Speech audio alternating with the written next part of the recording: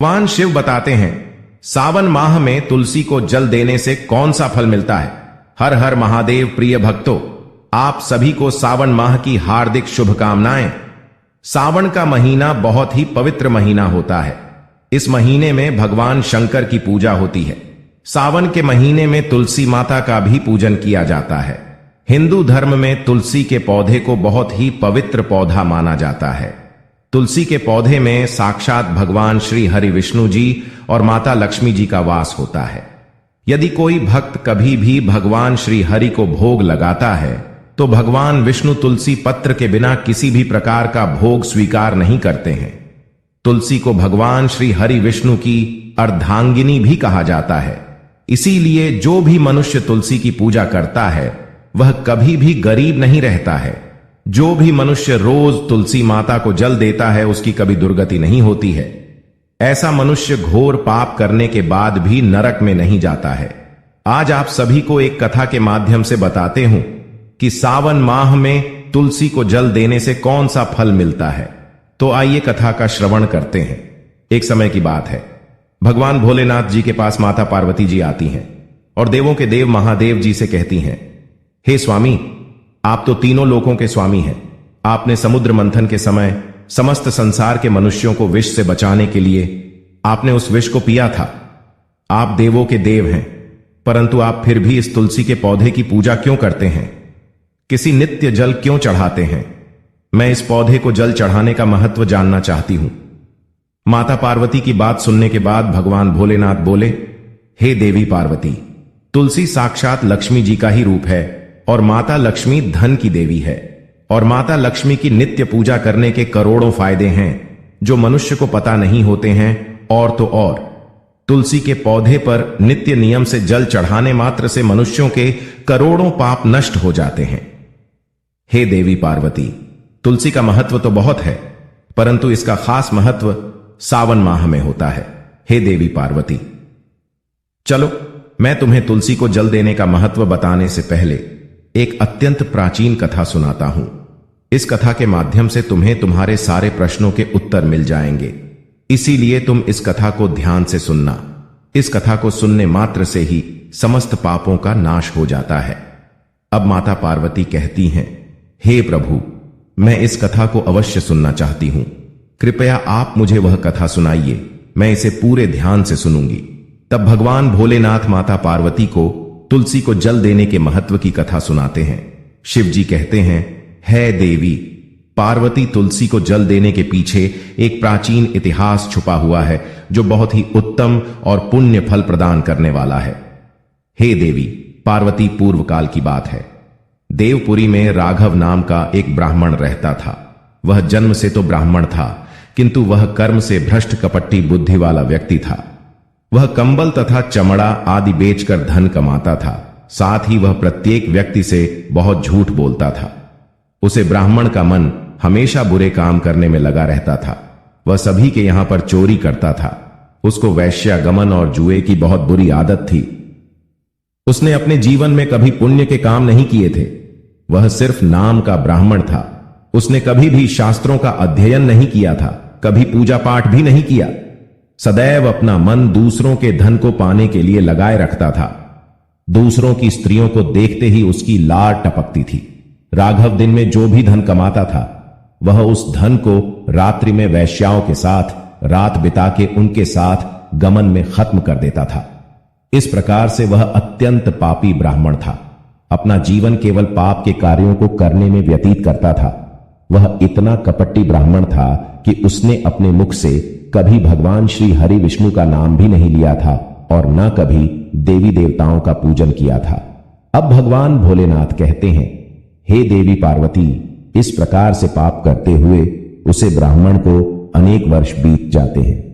फिर एक दिन उसे ब्राह्मण ने कंबल खरीदी और बिक्री करने के लिए एक नगरी पहुंच गया। उस नगर के पास से नर्मदा नदी बहती थी। वह नदी बहुत ही पावन थी, इसलिए उस नदी में स्नान करने के लिए दूर दूर से बहुत से लोग आया करते थे। जब वह राघव ब्राह्मण वहां पहुंचा तो उसने देखा कि आज भी वहां पर कई सारे ब्राह्मण आए हुए हैं। वह ब्राह्मण इस नदी के किनारे एक आश्रम में ठहरता है। राघव वहां देखता है कि आश्रम में तो अनेक विद्वान ब्राह्मण हैं जो पुराणों का पठन तथा भगवान विष्णु की स्तुति करने में मग्न है। अब वह पाखंडी ब्राह्मण राघव भी ढोंग करता हुआ वहीं पर उनके साथ रुक जाता है, और विद्वान ब्राह्मणों के साथ जब वह रुकता है तो उसे भी भगवान श्री हरि विष्णु का नाम सुनने का अवसर मिल जाता है। क्योंकि उस ब्राह्मण को बिक्री करनी थी तो वह वहीं पर कुछ दिन रुक जाता है। अब वह वहां पर जब रुकता है तो देखता है कि वहां पर आए हुए लोगों ने गायों का पूजन करके ब्राह्मणों को भोजन कराया, तो उस पापी ब्राह्मण ने भी उन सभी के साथ बैठकर भोजन किया और भगवान का प्रसाद भी ग्रहण किया। भगवान भोलेनाथ कहते हैं, हे देवी पार्वती, वहीं पर उस आश्रम में एक तुलसी का पौधा था। उन सब को देखकर वह पाखंडी ब्राह्मण भी जाने अनजाने में ही उसे तुलसी के पौधे में जल डालने जाने लगा था। वह श्रद्धा भाव से नहीं जाता था। उसके मन में कोई विचार नहीं था कि वह क्या कर रहा है। वह रोज सुबह उठकर एक पात्र में पानी लेकर तुलसी के पौधे में डालता था। उसे ऐसा करते करते लगभग 1 माह बीत चुका था। अब उस पाखंडी ब्राह्मण ने जो भी कार्य किए थे वह सावन में किए गए थे। क्योंकि वह ब्राह्मण तो पाखंडी था तो उसे कुछ पता नहीं था कि सावन का महीना चल रहा है। अब भगवान भोलेनाथ कहते हैं, है देवी पार्वती, एक दिन की बात है, जब वह ब्राह्मण आश्रम में सोया हुआ था तब उस स्थान पर एक सर्प आ गया, और जब वह ब्राह्मण सो रहा था तो उसे सर्प ने उसे नींद में ही काट लिया और उस पापी ब्राह्मण की नींद में ही मृत्यु हो गई। सुबह जब अन्य ब्राह्मणों ने उसे बेहोश अवस्था में देखा तो उन्होंने उसके मुख में तुलसी पत्र और तुलसी का जल डाल दिया, परंतु उसको होश नहीं आया। फिर सभी ब्राह्मणों को पता चला कि उसकी मृत्यु हो गई है। उस पापी ब्राह्मण की मृत्यु के बाद उसकी आत्मा को लेने के लिए उसे स्थान पर यम के 2 दूत प्रकट हुए और उसे पढ़कर यमलोक ले जाने लगे। जब वह यम के दूत रास्ते में ब्राह्मण को ले जा रहे थे तब वह पापी ब्राह्मण विलाप करने लगा और यमदूतों से कहने लगा, हे यमदूत, मुझे आप कहां ले जा रहे हो? मेरी मृत्यु किस कारण से हुई है? मैंने कौन सा पाप किया है? तब यमदूतों ने कहा, अरे पापी दुष्ट ब्राह्मण, तूने जन्म से लेकर मृत्यु तक बहुत पाप किए हैं। तेरे पापों के कारण ही जब तू सो रहा था तभी एक काले सर्प ने तुझे काट लिया और तेरी मृत्यु हो गई। अब हम तुझे यमलोक लेकर जा रहे हैं। वहां पर यमराज तेरे पाप कर्मों का लेखा जोखा देखेंगे और निश्चित ही तुझे वे नरक में डालेंगे। और यमदूतों की बात सुनकर वह ब्राह्मण जोर जोर से विलाप करने लगा और उन यमदूतों से क्षमा याचना करने लगा, किंतु यम के दूतों को उस पर जरा सी भी दया नहीं आई, क्योंकि वह मृत्यु के देवता की आज्ञा का पालन कर रहे थे और वह उसे पीटते हुए यमलोक लेकर गए। जब यम के दूत उस ब्राह्मण को लेकर यमराज के सामने पहुंच गए तो यमराज के पास बैठे हुए चित्रगुप्त ने उसे ब्राह्मण के जन्म से लेकर मृत्यु तक के कर्मों का लेखा जोखा निकाला और यमराज से कहने लगे, है महाराज, इस ब्राह्मण ने तो बचपन से लेकर मृत्यु तक पाप ही पाप किए हैं। इस समय कोई पुण्य का काम कभी किया ही नहीं है। यह तो महापापी है। तब यमराज बोले, किया इसे तुरंत ही मेरी नजरों से दूर कर दिया जाए और कुंभी पाक नरक में डाल दिया जाए। अब यमराज उस दूत से कहते हैं, हे दूत, जीवन भर पाप करने वाले इस दुष्ट ब्राह्मण को उठाकर ले जाओ और उसे कुंभी पाक नरक में डाल दो।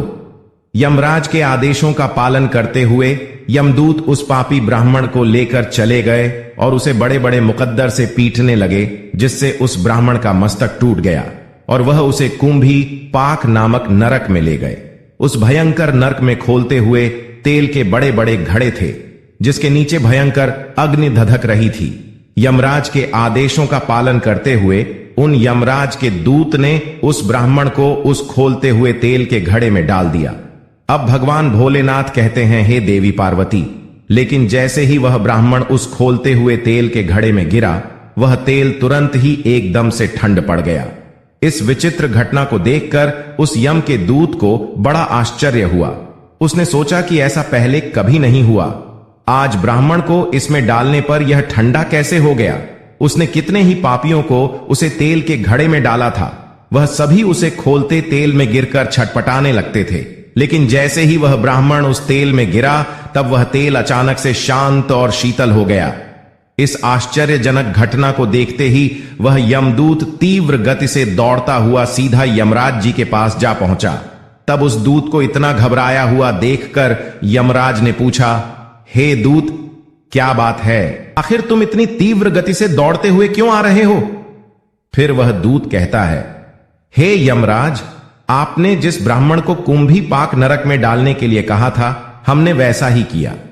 और जैसे ही हमने उसे कुंभी पाक नरक में डाला, तब नरक की अग्नि बुझ गई और वह खोलता हुआ तेल भी बिल्कुल ठंडा पड़ गया।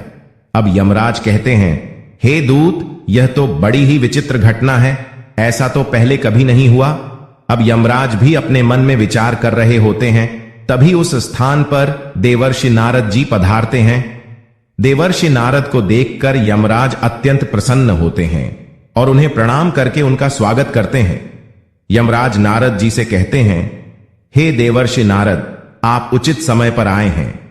हमने आज एक अत्यंत पापी ब्राह्मण को कुंभी पाक नरक में गिराया है, किंतु उसके गिरते ही नरक की अग्नि ठंडी पड़ गई है और खोलता हुआ तेल भी शीतल बन गया है। यमराज की बातें सुनकर देवर्षि नारद जी यमराज जी से कहने लगते हैं, हे धर्मराज, आपने जिस ब्राह्मण को नरक में डाला है वह नरक में डालने योग्य नहीं है, क्योंकि इस ब्राह्मण के द्वारा अनजाने में ही ऐसा कर्म हो गया है जो नरक का नाश करने वाला है। जो पुण्य कर्म करने वाले लोगों के साथ रहता है उसे उनके पुण्य का भाग फल मिल ही जाता है। और यह ब्राह्मण तो 1 महीने तक भगवान विष्णु के भक्तों के साथ रह चुका है। इस ब्राह्मण ने एक आश्रम में रहते हुए नित्य तुलसी को जल अर्पण किया है, इसीलिए यह बहुत बड़ा पुण्यवान बन गया है। इसकी समस्त पाप नष्ट हो गए हैं और यह ब्राह्मण स्वर्ग लोक जाने का अधिकारी बन गया है। इस ब्राह्मण ने अनजाने में ही इतना पुण्य कमाया है जो जन्म जन्मांतर में मनुष्यों को प्राप्त नहीं होता है, इसीलिए आप इसे नरक में न पकाओ। इस ब्राह्मण के पापों के लिए इसे केवल इतना दंड दो, इसे नरक लोक का दर्शन कराओ। अब भगवान भोलेनाथ कहते हैं, हे देवी पार्वती, देवर्षि नारद की बात सुनकर यमराज अत्यंत प्रसन्न होते हैं और उस ब्राह्मण को कुंभी पाक नरक से निकाल कर लाते हैं और अपने दूतों से कहते हैं, दूत, इस ब्राह्मण महात्मा को ले जाओ और संपूर्ण नरकों का दर्शन कराओ। अभी यमराज की बात को सुनकर यमे के दूत उस ब्राह्मण को ले जाते हैं और संपूर्ण नरकों का दर्शन कराते हैं और फिर से यमलोक में ले जाते हैं और फिर वह ब्राह्मण एक यक्ष बन जाता है। अब भगवान भोलेनाथ कहते हैं, हे देवी पार्वती, जैसे मुझे कैलाश पर्वत प्रिय है, वैसे ही जो मनुष्य नित्य तुलसी की पूजा करता है, तुलसी को जल देता है, वह मुझे सबसे अधिक प्रिय है। उस मनुष्य की कभी दुर्गति नहीं होती है, वह कभी नरक में नहीं जाता है। जिन घरों में तुलसी का पौधा सदैव ही हरा भरा रहता है, उस घर में सुख शांति और समृद्धि बनी रहती है। हे देवी, साथ ही भगवान विष्णु की पूजा में और उन्हें चढ़ाए जाने वाले भोग में तुलसी के पत्र आवश्यक होने चाहिए, क्योंकि तुलसी पत्र के बिना भगवान विष्णु किसी भी प्रकार का भोग स्वीकार नहीं करते। इसीलिए प्रत्येक घर में तुलसी का पौधा अवश्य होना चाहिए। अगर आपके घर में तुलसी है तो सुख शांति और समृद्धि के लिए तुलसी को चुनरी अवश्य चढ़ानी चाहिए। तुलसी का पौधा चुनरी के बिना अधूरा होता है। तुलसी केवल एक पौधा नहीं है, बल्कि वह देवी है। वह त्रिलोक के स्वामी भगवान विष्णु की पत्नी है, इसलिए तुलसी को चुनरी अवश्य ही चढ़ाना चाहिए। इससे पति पत्नी में प्रेम और विश्वास बढ़ता है। घर में रहने वाली महिलाएं सदा सुहागन और सौभाग्यशाली रहती हैं। तुलसी का विवाह भी अवश्य करना चाहिए। इससे मनुष्य के सभी दुखों का अंत होता है और सांसारिक जीवन सुख में बीतता है। तुलसी के पास भूल से भी जूते चप्पल अथवा झाड़ू पोछा नहीं रखना चाहिए। ऐसे किए जाने वाले कार्यों को शास्त्रों में पाप माना गया है। तुलसी के पास जल्द से भरा हुआ पात्र भी नहीं रखना चाहिए। तुलसी के पौधे के पास दीपक जलाने के बाद दीपक को वहां से हटा देना चाहिए, क्योंकि तुलसी के नीचे बुझा हुआ दीपक रखना अशुभ माना जाता है। जिस स्थान पर भी तुलसी का पौधा होता है, उस स्थान को हमेशा ही स्वच्छ रखना चाहिए। इसलिए नियमित रूप से तुलसी के पौधे के पास साफ सफाई का ध्यान रखें। तुलसी के पौधे में शिवलिंग और गणेश जी की प्रतिमा नहीं रखनी चाहिए। साथ ही तुलसी के गमले में अन्य किसी भी प्रकार का पौधा लगाना इसे भी अशुभ माना जाता है। तुलसी के पौधे के पास कपड़े भी नहीं सूखाने चाहिए, अन्यथा कपड़ों से गंदा पानी तुलसी के पौधे पर गिर सकता है। रविवार के दिन तुलसी के पत्ते नहीं तोड़ने चाहिए और ना ही रविवार को तुलसी को जल चढ़ाना चाहिए। बाकी अन्य दिन नित्य तुलसी को सुबह जल देना चाहिए और शाम के समय दीपक जलाना चाहिए। अक्सर महिलाएं स्नान के बाद अपने बाल खुला रखकर ही तुलसी को जल देती हैं। ऐसा करना भी पाप माना जाता है। महिलाओं को इस बात का हमेशा ध्यान रखना चाहिए। महिलाओं को हमेशा ही अपने बाल बांधकर माथे पर सिंदूर लगाकर ही तुलसी में जल चढ़ाना चाहिए। इससे उस स्त्री को तुलसी मां का आशीर्वाद प्राप्त होता है। घर में तुलसी का पौधा कभी सूखना नहीं चाहिए। घर में तुलसी का पौधा सूख जाए तो घर की सुख समृद्धि खत्म हो जाती है। सूखी हुई तुलसी में मां लक्ष्मी का वास नहीं होता है। शास्त्रों के अनुसार मासिक धर्म के दौरान महिलाओं को तुलसी के पौधे में पानी नहीं डालना चाहिए और तुलसी को स्पर्श भी नहीं करना चाहिए। यह उन महिलाओं के लिए वर्जित है। तुलसी को बिना स्नान किए जल नहीं देना चाहिए और पैरों में चप्पल आदि पहनकर भी तुलसी को जल नहीं देना चाहिए। तुलसी को जल देते समय ध्यान रहे कि वह जल आपके पैरों पर ना पड़े, इससे तुलसी माता का अपमान होता है। अब भगवान भोलेनाथ कहते हैं, है देवी पार्वती, तुलसी पर कभी झूठा पानी नहीं डालना चाहिए। इससे तुलसी माता रूठ जाती है और नित्य की तुलसी के दर्शन से मनुष्य को स्वर्ग की प्राप्ति होती है।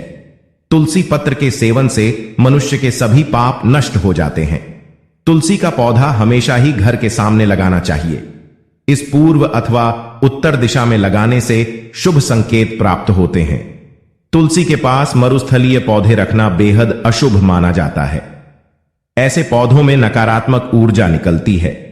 शास्त्रों में कहा गया है, जिन पौधों से हरी भरी कलियों की उत्पत्ति ना हो, उसके स्थान पर कांटे निकलते हैं, तो ऐसे पौधों को तुलसी के पास कभी नहीं रखना चाहिए। शास्त्रों में केले के पौधे का विशेष महत्व बताया गया है। अगर तुलसी के पौधे के पास केले का पेड़ लगा देते हैं तो इसका कई गुना अधिक लाभ प्राप्त होता है। केले के पेड़ में भगवान विष्णु का वास होता है। इसे तुलसी के पास लगाने से घर में सुख समृद्धि आती है। तुलसी के पौधे में शालिग्राम अवश्य रखना चाहिए। तुलसी के गमले में शालिग्राम रखने से तुलसी का और भी अधिक शुभ प्रभाव आपको देखने को मिलेगा। शालिग्राम भगवान विष्णु भगवान का निराकार रूप माना जाता है। यह काले रंग का पत्थर होता है जिसे विलक्षण और मूल्यवान माना गया है। इसे अगर तुलसी के गमले में रखेंगे तो आपके घर से संपूर्ण नकारात्मक ऊर्जा नष्ट हो जाएगी। घर में केवल एक ही शालिग्राम की पूजा करनी चाहिए। पुराने में कहा गया है, भगवान विष्णु की मूर्ति से बढ़कर शालिग्राम का पूजन करना ज्यादा उत्तम होता है। शालिग्राम को चंदन लगाने के बाद एक तुलसी का पत्ता रखना चाहिए। प्रतिदिन शालिग्राम को स्नान कराना चाहिए। ऐसा करने से सभी जन्मों के पाप नष्ट हो जाते हैं। शालिग्राम भगवान सकारात्मक और सात्विकता का प्रतीक होते हैं। भगवान भोलेनाथ कहते हैं, हे देवी पार्वती, जो भी मनुष्य मेरे द्वारा बताई गई इन बातों पर अमल करता है वह निश्चय ही बहुत ही जल्द सुख की और करोड़पति बन जाता है। तब माता पार्वती रहती हैं, हे नाथ, आपको मुझे इस कथा का श्रवण करने के लिए धन्यवाद। इस प्रकार से भगवान भोलेनाथ ने देवी पार्वती को सावन माह में तुलसी के पौधे को जल देने का महत्व बताया और घर में तुलसी का पौधा लगाने की नियम बताए हैं। जो भी मनुष्य भगवान भोलेनाथ के द्वारा बताई गई इन बातों को ध्यान में रखकर चलता है, अवश्य ही उसे पुण्य फल की प्राप्ति होती है और काल भी उसका कुछ नहीं बिगाड़ सकता। दोस्तों, आशा करते हैं आज की कथा आपको जरूर पसंद आई होगी। वीडियो पसंद आई हो तो लाइक कीजिए, चैनल को सब्सक्राइब कीजिए और कमेंट में हर हर महादेव अवश्य लिखें। हर हर महादेव।